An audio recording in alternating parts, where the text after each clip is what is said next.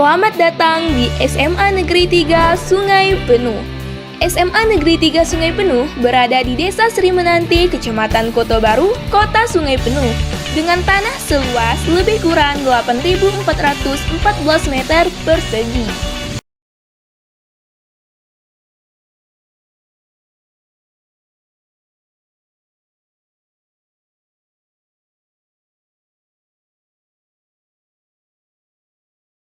Warahmatullahi wabarakatuh. Perkenalkan, nama saya Novilinda, SPD MSN, mahasiswa PPG kategori 1 Angkatan 2 Universitas Negeri Surabaya.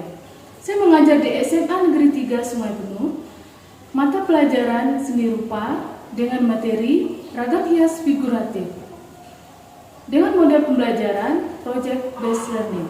Inilah video saya, selamat menyaksikan.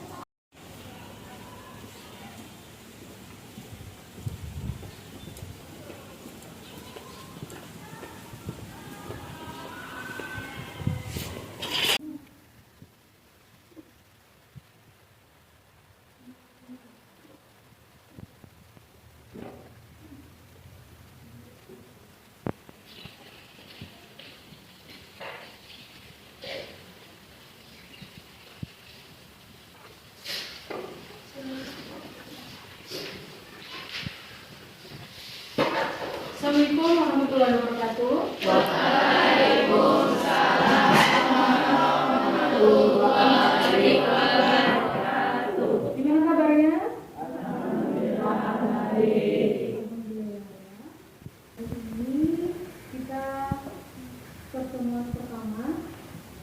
Kita akan membahas tentang ragam hias figuratif dan pengaplikasiannya ke media lain dengan teknik membatik dengan teknik batik. Sebelum kita mulai pembelajaran kita hari ini, silakan dipimpin ketua kelas untuk berdoa. Marilah kita berdoa menurut kepercayaan masing-masing. Berdoa mulai. Berdoa selesai. Sebelum kita mulai pembelajaran, Ibu cek dulu kehadirannya ya. Najwa hadir Bu.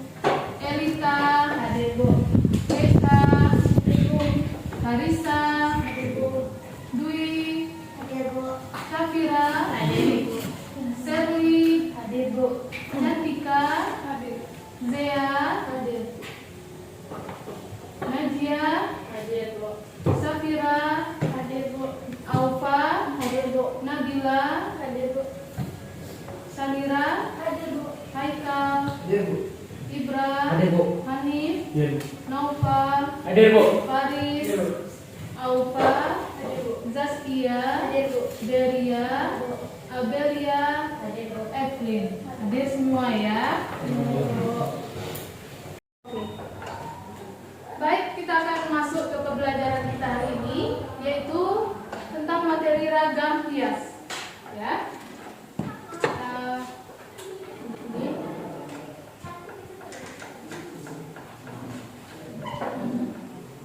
Ini. Perhatikan ke sini. Pengertian ragam hias atau ragam hias figuratif. Sebelum kita memasuki materi kita pada hari ini, Ibu akan membacakan tentang tujuan pembelajaran. Perhatikan ke depan semuanya.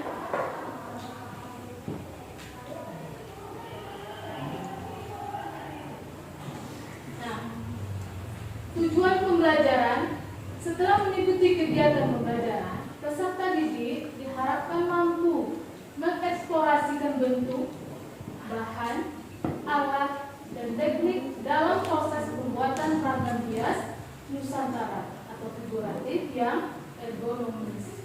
Yang kedua, menganalisis potensi nilai ekonomis dalam mengaplikasikan ragam hias Nusantara atau figuratif pada produk fashion berdasarkan potensi sumber daya Nusantara. Yang ketiga, merancang gambar ragam hias Nusantara atau figuratif melalui modifikasi bentuk dan teknik dengan pertimbangan ergonomi. Yang keempat, mengaplikasikan ragam hias Nusantara atau figuratif pada produk fashion Nusantara yang ergonomis. Ya. Masih semangat? Masih. Supaya lebih semangat lagi, kita ice breaking terlebih dahulu. Berdiri semuanya. Menghadap ke depan ya. Ikuti musik yang ada di depan. Ya.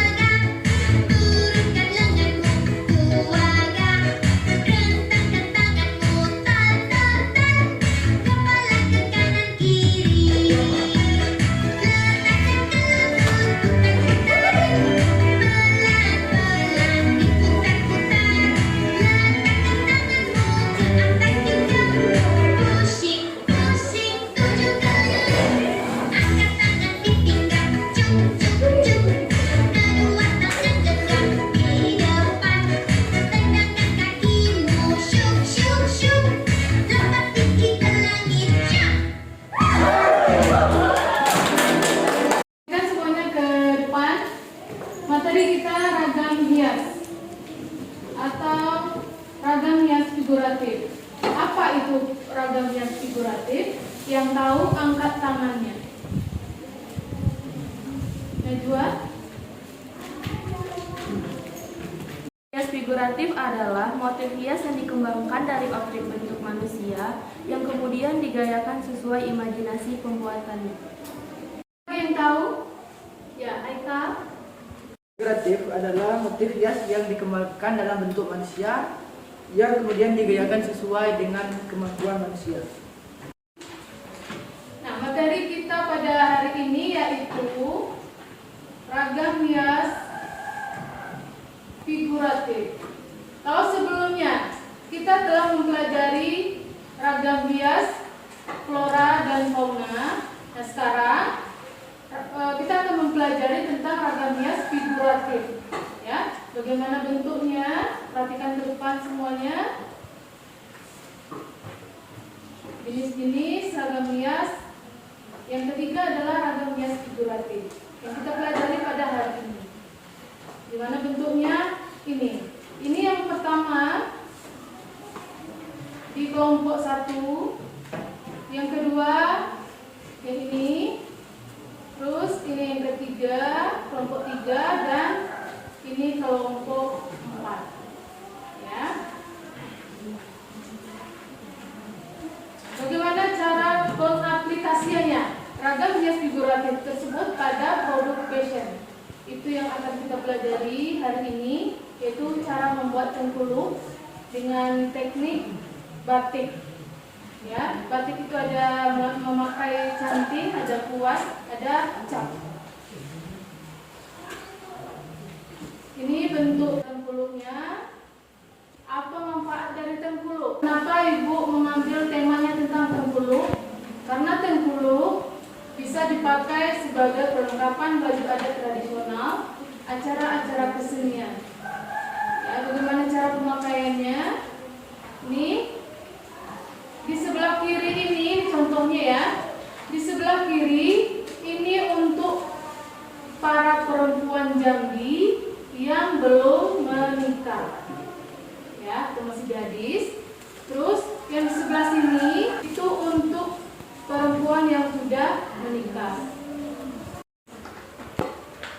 Baik, karena sudah kita bagi kelompoknya, sekarang untuk proses pembuatan tenggulu ada tahap-tahapnya. Yang pertama, menyusun rencana atau pembuatan proyek. Ya, kita susun bagaimana tahap-tahapnya. Terus menyusun jadwalnya, ya, kapan kita membuat desainnya, kapan kita membuat prototipenya, kapan kita membuat penggulunya atau membatik penggulu yang kita batik, terus kapan kita finishing, ya, bisa ya. Untuk sekarang silakan disusun jadwalnya per kelompok, susun jadwal pembuatan karyanya, ya, silakan.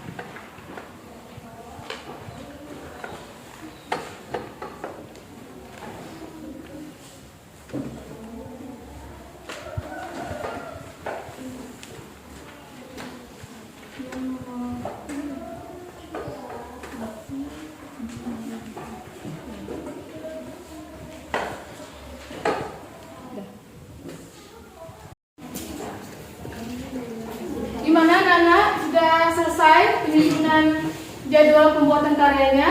Nah, sekarang kita masuki kegiatan kita berikutnya, yaitu pengisian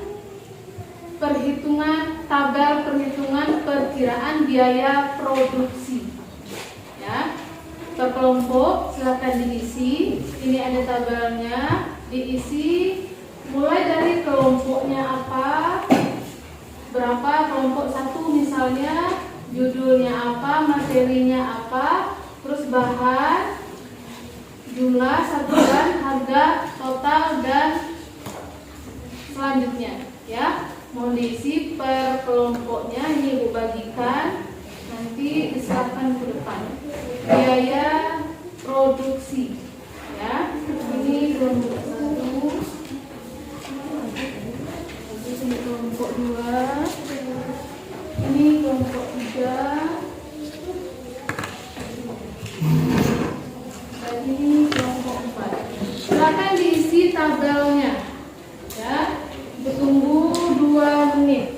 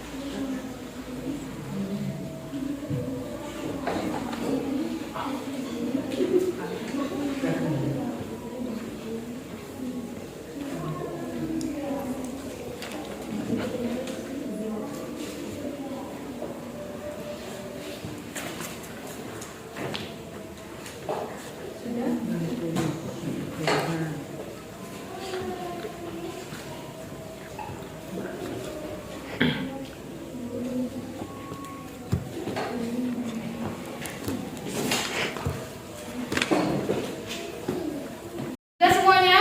Sudah.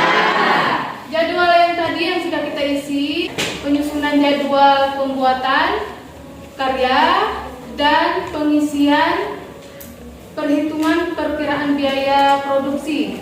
Silakan dikumpul ke depan.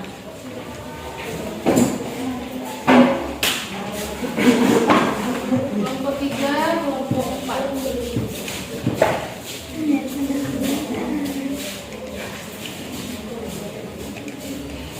Berikutnya kita masuki kegiatan inti kita pada hari ini, yaitu pembuatan tenggulung.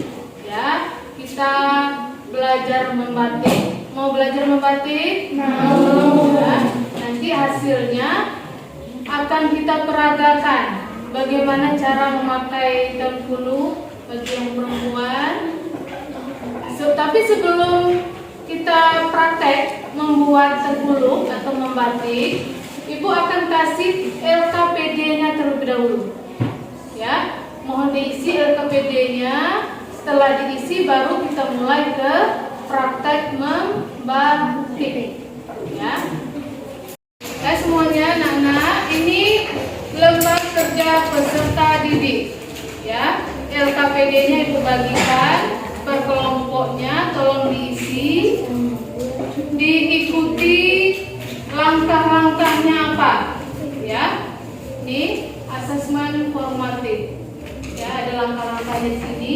Silakan diikuti, diisi dan dilakukan. Setelah ini baru kita melakukan kegiatan praktek membatik.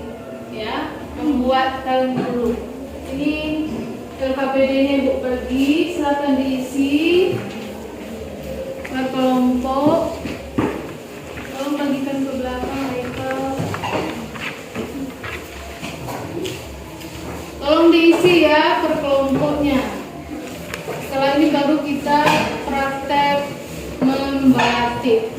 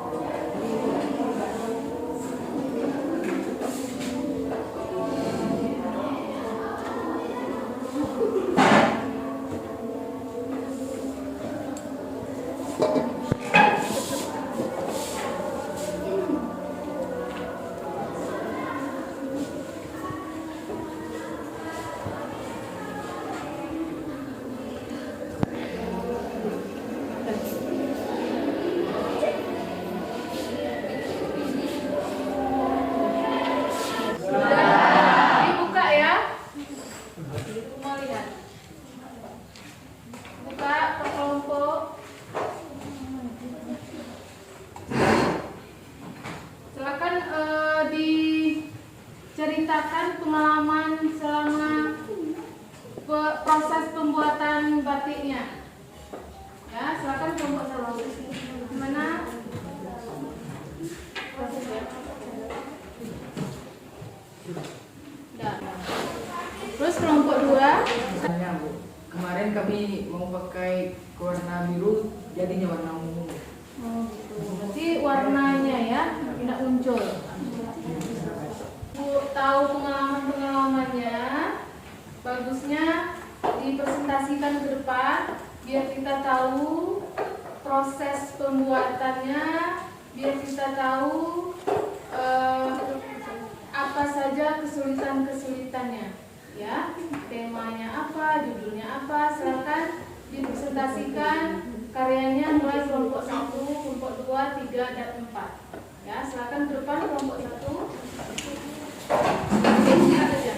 Waalaikumsalam warahmatullahi wabarakatuh. Kami dari kelompok 1 akan mempresentasikan kepada kami dan berikut pengertian ragam hias figuratif yang akan dijelaskan oleh spesial.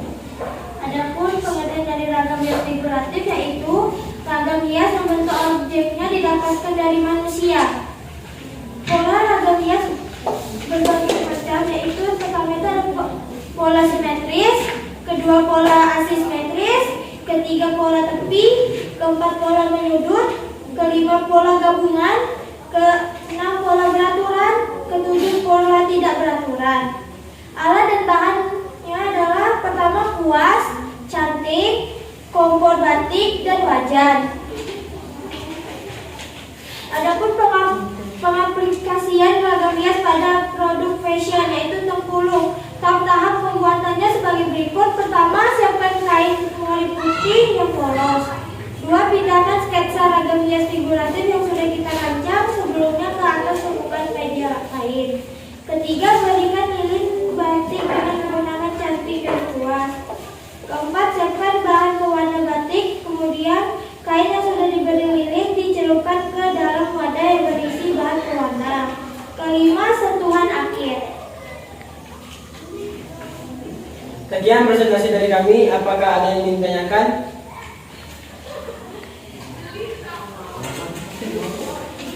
Ada yang mau bertanya?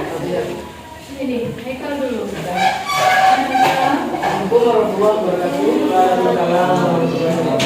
Perkenalkan, saya dari kelompok 2 ingin bertanya, apa kendala pembuatan tempulung kelompok 1? Siapa yang menjawab? Saya akan menjawab pertanyaan dari Haikal. Kendala kami dalam membuat batik ini adalah membuat detail-detail kecil pada batik. Gimana Haikal? Ya, sudah selesai. Silakan ditutup. Sekian presentasi dari kami. Kami tutup dengan Assalamualaikum warahmatullahi wabarakatuh. Wabarakatuh. Waalaikumsalam warahmatullahi wabarakatuh. Kami dari kelompok 2 akan mempresentasikan tentang Bengkulu Jambi. Bengkulu Jambi diperkirakan telah ada sejak abad ke-7. Perempuan Melayu pada waktu itu menggunakan untuk menghadiri acara adat atau bercocok tanam di sawah maupun di ladang. Tradisi menggunakan Bengkulu Jambi telah berkembang sejak masyarakat Jambi sebelum mengenal Islam. Bengkulu Jambi juga berkembang pada suku Melayu tua, yaitu suku Batin dan suku Kerinci. Bengkulu juga digunakan pada suku Melayu muda seperti Kota Jambi dan pantai timur Sumatera.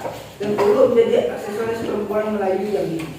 Pada zaman dahulu, Bengkulu tidak hanya digunakan oleh keluarga kerajaan, namun juga semua kalangan. Fungsi Bengkulu Jambi juga sebagai penahan kepala saat membawa barang bawaan di atas kepala dan juga sebagai pelindung matahari saat sedang meradang.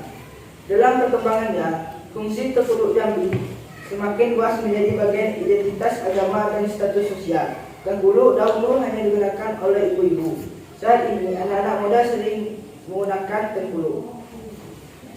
Apakah ada yang ingin bertanya? Apakah ada perbedaan cara pemakaian Bengkulu untuk perempuan Jambi? Terima kasih. Cara pemakaian tengkuluk pada perempuan jadi terdapat perbedaan tergantung siapa yang memakainya.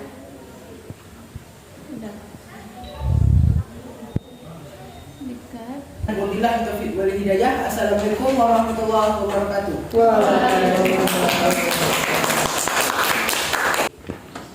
Tugas yang tadi, batik tadi, tengkuluk tadi dipajang di depan. Ibu mau kasih penilaiannya, ya, mau melihat sejauh mana ketercapaian dalam membuat batik dalam materi ragam hias figuratif, ya. Silakan dipajang ke depan.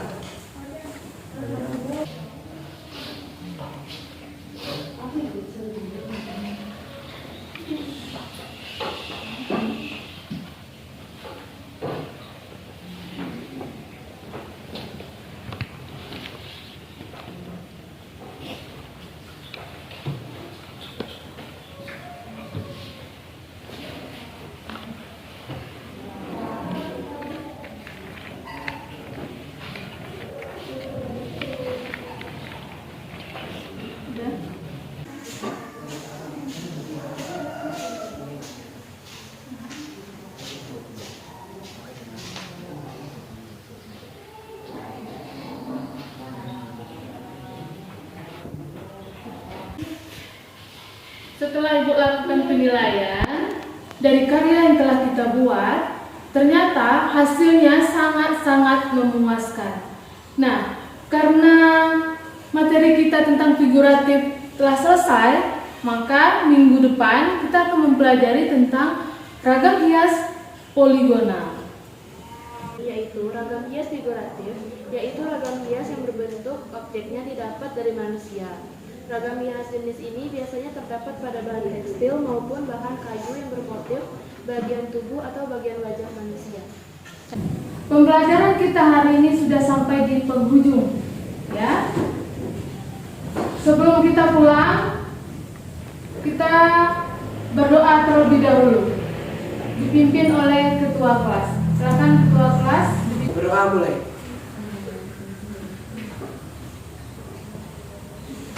Berdoa selesai. Pembelajaran kita Ibu sudahi dengan Assalamualaikum